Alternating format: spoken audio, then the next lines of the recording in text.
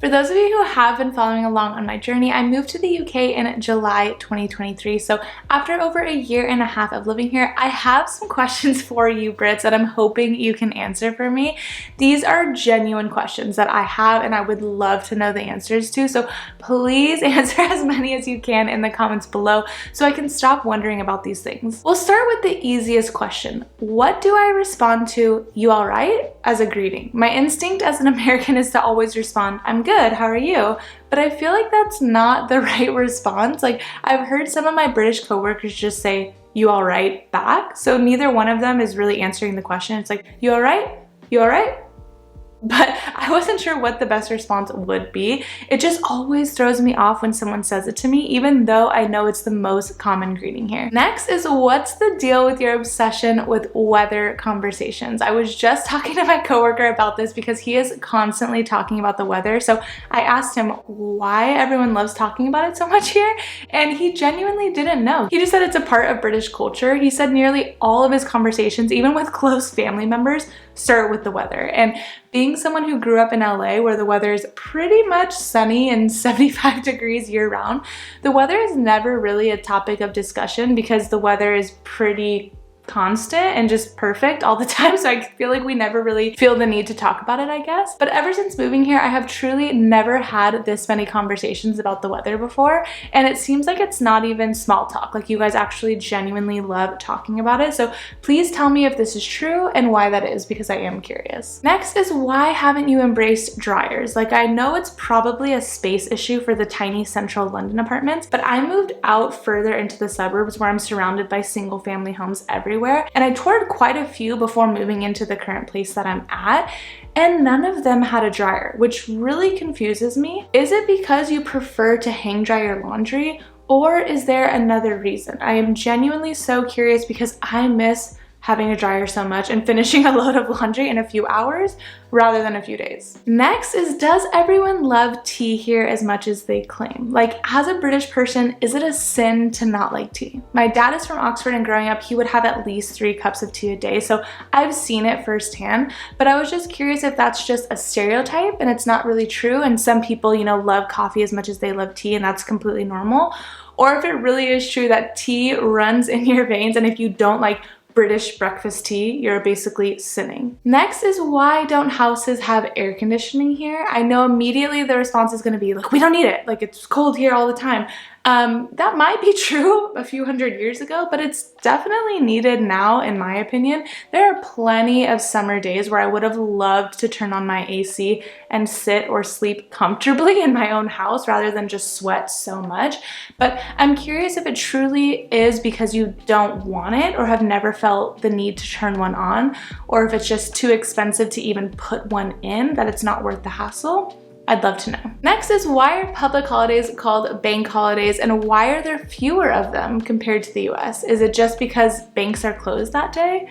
We just call them public holidays back in the States, and it's funny to me that there are only 8 here and 10 in the US because everyone always loves to rip on the US for never having any vacation days or working too much. So I would have figured that we would have had the least amount of public holidays in the world. So it is interesting to me that there are less here. Next is, why do British people love queuing so much, or do you not love queuing and you just do it? I truly have never seen such organized queuing in my life. The one that impresses me the most are the bus queues. Like, to see a perfect line of people waiting at the bus stop and all waiting one by one to scan onto the bus is just so refreshing to see.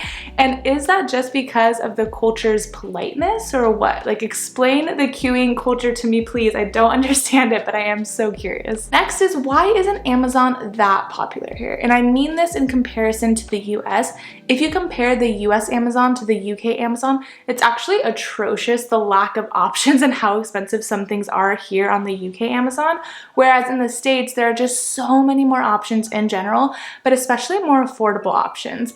And the only thing I can think of is that it's not used as much over here, so why would Amazon put on more things and put more effort into it? Like, when you look at the reviews of items, it's very rare that an item will have a few thousand reviews or more, which shows me that it's just not used by a lot of people. Is this true? Is it because you prefer using Argos or walking to a shop instead? Please help me understand, because Amazon is the most convenient way to shop in my eyes. So I want to know just why it's not as popular over here. Next is, why do TV licenses exist? The idea of paying a TV license to fund public broadcasting is just insane to me. I just don't get how it's legal. The entire idea is crazy to me, but even more so when you go on the TV license website and it says that if you watch any live TV, even YouTube TV or other streaming services, you have to pay an additional TV license. So I have to pay a fee to the government for watching a streaming service that I already pay for privately. Like, I'm paying 2 times. That makes no sense to me. So please explain to me the purpose of it and why people actually put up with that. Next is, why do British people apologize so much, even when it's not their fault? I've noticed it quite a bit that you're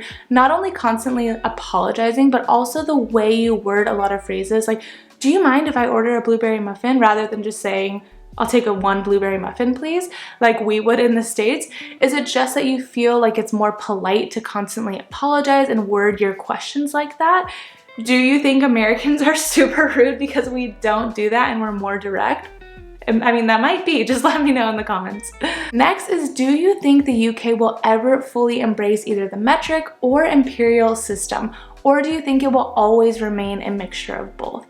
As far as I know, you are the only country that mixes both in your everyday life, like measuring distance in miles, but then buying your milk in liters. It's very fascinating to me, and honestly a great skill to have, because no matter where you go in the world, you'll always be able to comprehend the measuring system that's being used there. But I was just curious if you think that this is a part of British culture and it will always stay a mix of the two, or if the imperial system will eventually get phased out and you'll stick with metric. Next is, why do school uniforms seem so common here, even for the young kids? Back in the States, students only wear school uniforms if they go to private school, but here all public schools make students wear them, and they are so fancy, like blazers and dress shoes. So I'm just wondering why that is, and if people have ever tried to get schools to allow them to wear regular clothes and kind of just be more comfortable, especially for the little ones, or at least change the school uniform so they're not as fancy and they're a little bit more comfortable. And lastly, what's the story behind your love for Sunday roasts, and why can you only get them on Sundays? Honestly, I love a good Sunday roast. I think it's such a comfort food, especially when it's cold outside. I love not only the roast itself, but of course all of the many side dishes that come with it. And honestly, I'll randomly crave a Sunday roast on a Wednesday or Tuesday or whatever, but it's so funny to me that it's literally named Sunday roast and can only be purchased in a pub on a Sunday. So I'm really just curious what the story is there. So if you have the answer to any of these, or honestly all of them, please drop them in the comments below. I'd really love to know the answers and expand my knowledge of UK culture as I continue to live here. Now let's take a look at why I decided to leave the US and move here in the first place.